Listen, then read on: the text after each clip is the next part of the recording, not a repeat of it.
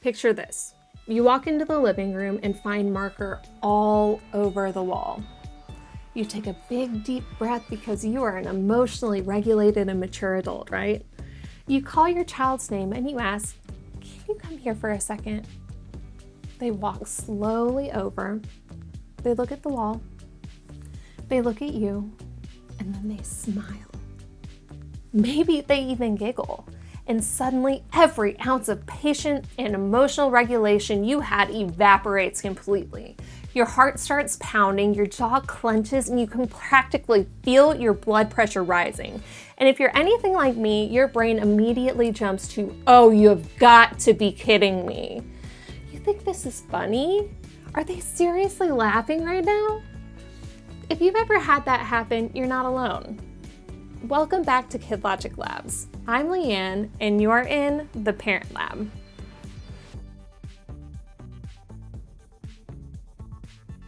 Today we're talking about one of the most frustrating parenting moments out there, when your child laughs after getting in trouble. Now, this is one of the most common issues I hear from parents because it's also one of the most emotionally triggering behaviors kids can have. It doesn't feel like nervous laughter. It feels like disrespect. It feels like they're mocking you. And if you've watched my videos about anger, you already know something important. Parents have nervous systems too. When our brain believes we're being challenged or disrespected, our own fight or flight response starts waking up. Our heart rate increases. Our muscles tense. Our patience gets shorter. The thinking part of our brain begins to step aside while our emotional brain grabs the steering wheel.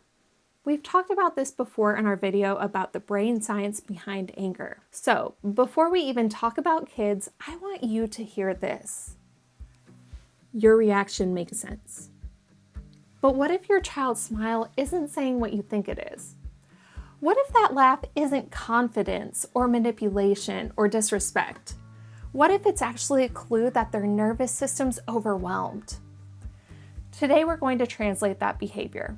We're going to talk about why some kids laugh when they're in trouble, what's happening in their brains, and how to respond in a way that actually helps.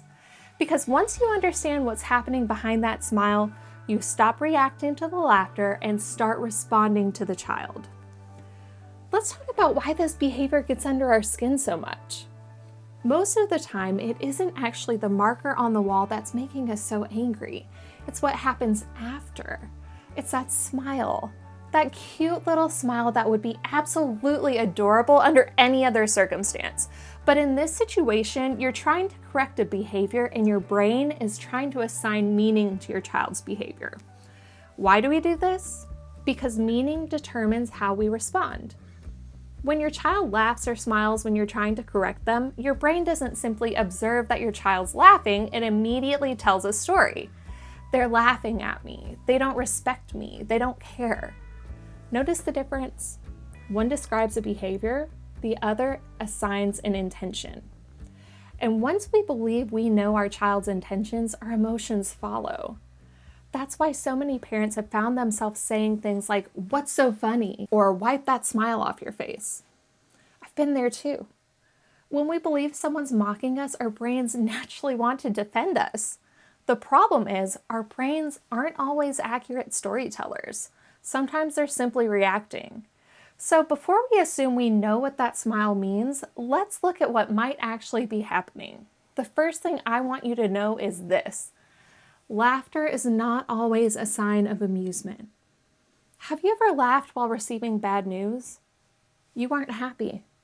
Your nervous system just didn't know what else to do. Kids experience that same phenomenon. One of the things I say all the time is that behavior is communication, but sometimes behavior isn't communicating a thought. Sometimes it's communicating physiology. It's the nervous system speaking before our words even have the chance. Inside your child's brain is a structure called the amygdala. Think of it like the brain's smoke detector. Its job is to notice danger and to sound the alarm. Your child gets caught doing something they know they shouldn't. They hear your voice change. They see your facial expression, and their brain says, "Uh-oh, At the same time, the part of the brain responsible for logical thinking, impulse control, and emotional regulation, the prefrontal cortex, isn't quite able to keep up because it's still developing. That's why I often tell parents your child might know better when they're calm. But when they're worried about how you're going to react, they may not be able to use what they know. Knowing better and doing better are two different skills, especially under stress. When the emotional brain takes over, the body reacts automatically. Some children cry, some freeze, some hide, some become very quiet, and some laugh. That smile isn't always saying that this is funny. Sometimes it's saying, I'm overwhelmed. Sometimes it's saying, I don't know what to do with these feelings. Understanding that doesn't excuse the behavior. The marker still belongs on the paper. The sibling still shouldn't be hit. The rule still matters. But understanding the brain helps us teach more effectively. And because children's brains are still developing, this response can actually be developmentally appropriate. Notice I said can be. Developmentally appropriate doesn't mean acceptable. It doesn't mean there shouldn't be consequences. It simply means the response itself isn't necessarily a sign of disrespect or manipulation. This is especially common in preschoolers. Their emotional vocabulary is still developing, and they don't always know how to express embarrassment, guilt, or anxiety. It's also common in younger school-age children. Yes, they know the rules, but they're still learning how to regulate themselves when emotions are running high. You may also see this more often in children with ADHD traits, sensory seekers, or anxious kids. Each of those children may have slightly different reasons, but they share one thing in common. Stress changes behavior. One of our jobs as parents is learning to separate what's frustrating from what's abnormal, because those aren't the same thing. Let me tell you about one of my younger kids. She's always been my sensory seeker. If there's a louder way to do something, a faster way, a more exciting way, she'll find it. For years, there was one behavior that completely baffled me. I'd correct her for something, and she'd smile. Sometimes she'd even giggle. And I'll be honest, it drove me crazy. I assumed she wasn't taking me seriously, that she was being defiant, that she simply didn't care. But then I learned more about sensory processing and dopamine seeking. Some kids naturally crave more sensory input. Their brains are constantly looking for more movement, novelty, and intensity. Now, imagine what happens when you add stress. For many of us, stress makes us quieter. For sensory seekers, stress can actually turn the volume up. Instead of shutting down, they become sillier, louder, more active. They may bounce, talk nonstop, make jokes, or laugh. From the outside, it can look like they're having fun, but inside their nervous system may actually be struggling to regulate itself. That realization completely changed my perspective. I stopped seeing disrespect and started seeing dysregulation. That didn't mean there were no consequences. There absolutely were. But I stopped assuming bad intentions. Instead of asking, "Why are you laughing at me?" I started wondering, what is your nervous system trying to do right now? That one question made me calmer. And when I became calmer, she became calmer too. Because nervous systems are contagious. So what should you actually do in the moment? I'm going to give you 5 simple steps, and I want you to remember one phrase. Let's translate the behavior. First, pause and regulate yourself. Take one slow, deep breath. Relax your shoulders. Remind yourself, this behavior may not mean what I think it means. That tiny pause helps your thinking brain come back online. Second, translate the behavior. Instead of immediately assuming disrespect, ask yourself, what could this smile mean? Maybe it's embarrassment. Maybe it's anxiety, sensory seeking, overwhelm. Curiosity changes everything. Third, avoid escalating. If the laughter is a stress response, asking, "What's so funny?" or demanding "stop smiling" usually makes it worse. Imagine someone telling you to stop blushing. You probably couldn't. Instead, try something like, "I can see your body's having some big reactions right now," or "we'll talk about what happened in just a minute," or even, "let me help you get calm first." Notice that you're addressing the behavior that matters, not the body's automatic response. Fourth, wait until your child's regulated before teaching.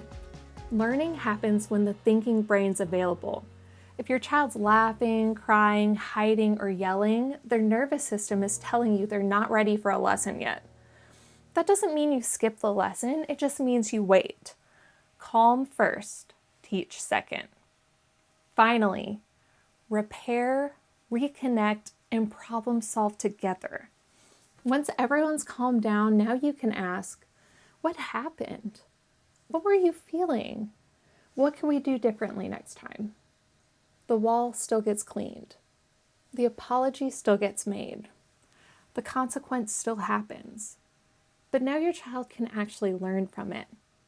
So the next time your child does something they shouldn't, you call them over and they smile, I hope you'll pause before your brain finishes the story, because maybe, just maybe, that smile isn't saying I don't care. Maybe it's saying I don't know what to do with all these feelings. You don't have to be a neuroscientist. You don't have to read your child's mind. You just have to be curious. That's really the heart of Parent Lab. Not excusing behavior, not lowering expectations, not pretending frustrating behaviors aren't frustrating. Trust me, some days they absolutely are. The marker still comes off the wall. The toys still get picked up. Boundaries still matter. Consequences still matter. But understanding why a behavior happens changes how we respond. And when we change the how, we often change the outcome. So, this week, I want to leave you with one challenge. The next time your child does something that immediately pushes your buttons, pause, take a deep breath, and tell yourself, let's translate this behavior. Instead of becoming a behavior judge, you become a behavior detective. You may not always get the answer exactly right, but I promise you'll parent differently when curiosity replaces assumption. Your child doesn't need a perfect parent. They just need you. So keep learning, keep growing, and remember, you're doing better than you think. Thanks again for joining me in the lab. If this video helped you better understand your child, give it a like and subscribe to my channel so we can keep learning and growing together.